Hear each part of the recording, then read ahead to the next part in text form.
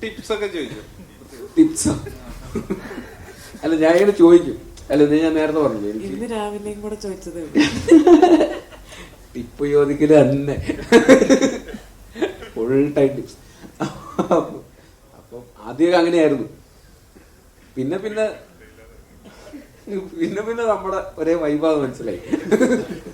പിന്നെ ഭയങ്കര കോമഡിയായിരുന്നു, തമാശയൊക്കെ പറയും അങ്ങനെ.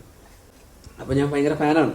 അപ്പൊ അത് കാരണം ഇതിന്റെ സെറ്റിൽ വന്നപ്പോ ഞാൻ ഈ സിനിമയിലൊക്കെ കണ്ടിട്ടുള്ള അല്ലെങ്കിൽ ഇന്റർവ്യൂസിലൊക്കെ കാണുന്ന അല്ലെങ്കിൽ റീലിലൊക്കെ കാണുന്ന രാജുവേട്ടനാണ് എൻ്റെ മുമ്പിൽ. അപ്പൊ എനിക്കും കുറച്ച് പേടിയുണ്ട്. മോണിറ്ററിന്റെ പുറകിൽ ഇങ്ങനെ ഇരിക്കുന്നത്, നമ്മളൊക്കെ കൂടെ ഇങ്ങനെ ഗ്യാങ് ആണല്ലോ, അങ്ങനെയൊക്കെയാണ്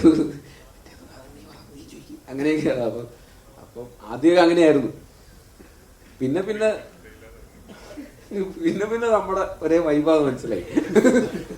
പിന്നെ ഭയങ്കര കോമഡിയായിരുന്നു, തമാശയൊക്കെ പറയും അങ്ങനെ. ടിപ്സ് ഒക്കെ ചോദിച്ചു. ടിപ്സോ? അല്ല, ഞാൻ ഇങ്ങനെ ചോദിക്കും. അല്ല, ഞാൻ നേരത്തെ പറഞ്ഞു ഇന്ന് രാവിലെയും കൂടെ ചോദിച്ചത് ടിപ്പ് ചോദിക്കല് തന്നെ ഫുൾ ടൈം ടിപ്സ്. അപ്പോ അല്ല, എനിക്കിതൊക്കെ എങ്ങനെയാണ് ഇതെല്ലാം കൂടെ മാനേജ് ചെയ്ത് കൊണ്ടുപോകുന്നത്, എങ്ങനെയാണ് ഇതിന്റെ ഒരു സിനിമ എന്ന് മാത്രം ആലോചിച്ചുകൊണ്ട് ജീവിക്കുന്ന ഒരാളാണല്ലോ, ഫുൾ ടൈം സിനിമ. ഒരുപാട് ഇന്റർവ്യൂസിലൊക്കെ സംസാരിക്കുന്നതും അദ്ദേഹത്തിന്റെ ഒരു വിഷൻ, ഒരു മലയാള സിനിമയെ റെപ്രസെന്റ് ചെയ്യുന്നു, ഒരു ബ്രാൻഡ് അംബാസഡർ എന്നൊക്കെ രീതിയിൽ പുറത്തേക്ക് അതിനൊക്കെ. അപ്പൊ ഇതൊക്കെ അങ്ങനത്തെ ആസ്പിറേഷൻസ് ഉള്ള ഒരാൾ. അപ്പൊ ഇതൊക്കെ എനിക്കും ഭയങ്കര, ഞാനും അങ്ങനെ കുറച്ച് അംബീഷ്യസ് ഒക്കെ ഉള്ള ഒരാളാണ്. അപ്പൊ എനിക്കും ഈ പറയുന്നത് ഭയങ്കര റിലേറ്റബിൾ ആണ് അങ്ങനത്തെ കുറെ കാര്യങ്ങളൊക്കെ. അപ്പൊ എനിക്കും ആഗ്രഹമുണ്ട് ഇതൊക്കെ എങ്ങനെയാ, ഇതൊക്കെ കൂടെ മാനേജ് ചെയ്ത് എങ്ങനെയാ കൊണ്ടുപോകുന്നത്, കണ്ടിന്യൂസ്ലി ഇങ്ങനെ കൺസിസ്റ്റന്റ് ആയിട്ട് ഇതെല്ലാം മാനേജ് ചെയ്ത്. പിന്നെ അവിടെ എങ്ങനെയാ, അവിടുത്തെ വർക്കിംഗ് എങ്ങനെയാ, ഇവിടെ എങ്ങനെയാ, ഇവിടുത്തെ സ്റ്റൈൽ എങ്ങനെയാ, ഇങ്ങനെയൊക്കെ ആയിട്ട്.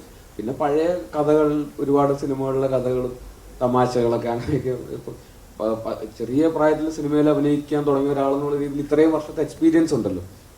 അപ്പോൾ ഫിലിമിൽ ഷൂട്ട് ചെയ്യുന്നു, ഡിജിറ്റലിലേക്ക് വന്നപ്പോൾ അത് ഷൂട്ട് ചെയ്യുന്നു, പല പല ആർട്ടിസ്റ്റുകളുടെ കൂടെയും പല ഡയറക്ടേഴ്സിന്റെ കൂടെയൊക്കെ ഒരുപാട് സിനിമകൾ വർക്ക് ചെയ്തിട്ടുണ്ട്.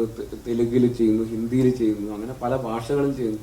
അപ്പൊ എല്ലാത്തിനെ കുറിച്ച് നമുക്ക് കുറെ കാര്യങ്ങൾ, കഥകളൊക്കെ ചോദിക്കാനുണ്ട്. അവരൊക്കെ എങ്ങനെയാണ് ഇതിന്റെ പരിപാടി, ഇവരെങ്ങനെ, പ്രശാന്ത് ഇങ്ങനെയൊക്കെ നമുക്ക്. അപ്പൊ അങ്ങനെ ഒരുപാട് ചോദിക്കാനുണ്ട് ആക്ച്വലി.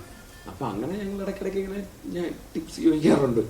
എനിക്ക് ബേസിൽ ഒരുപാട് വർക്ക് ചെയ്ത് ഇങ്ങനെ ടയർഡൊക്കെ ഇല്ലെങ്കിൽ ഒരുപാട് കാര്യങ്ങളൊക്കെ ഏറ്റെടുത്ത് ചെയ്യാൻ നേരത്ത് വിനീത് ശ്രീനിവാസൻ ഇടയ്ക്ക് വിളിച്ചിട്ട് ചോദിക്കും, എടാ നീ ഓക്കെ അല്ലേ എന്നിങ്ങനെ ചോദിക്കുമെന്ന് പറഞ്ഞിട്ടുണ്ട്. അതൊക്കെ നമ്മുടെ വൃത്തിക്ക് പറ്റിയ സംഗതിയാ ഈ എല്ലാം കൂടെ. ആ പരിപാടിയാണോ ഈ പറഞ്ഞത്? പറഞ്ഞു വിനീതേട്ടൻ പറഞ്ഞു. അതായത് വിനീതേട്ടന് ഈ പറയുന്ന പോലെ ഞാൻ എന്താ കുറെ എല്ലാം കൂടെ ആയിട്ട് ഞാൻ ഭ്രാന്തായിട്ടിരിക്കുമ്പോൾ ഒരു വിനീതേട്ടൻ എൻ്റെ അടുത്ത് വിളിച്ചിട്ട് ഒരു ദിവസം, എടാ നീ ഓക്കെ ആണോ, എല്ലാവരും എന്തെങ്കിലും ഡേറ്റ് മറ്റേത് അതെപ്പോ ഇപ്പൊ എങ്ങനെയൊക്കെയാണല്ലോ ചോദിക്കുക. അപ്പൊ ഒരാൾ പെട്ടെന്ന് ഓക്കെ അല്ലേ എന്ന് ചോദിച്ചപ്പോ എനിക്ക് ഭയങ്കര അങ്ങനെയൊക്കെ ആൾക്കാർ ഓക്കെ, അത് ഭയങ്കര ഇതായിരുന്നു. അപ്പൊ അതിനെ കുറിച്ച് വിനീതേട്ടൻ ഒരു ഇന്റർവ്യൂവിൽ പറഞ്ഞു.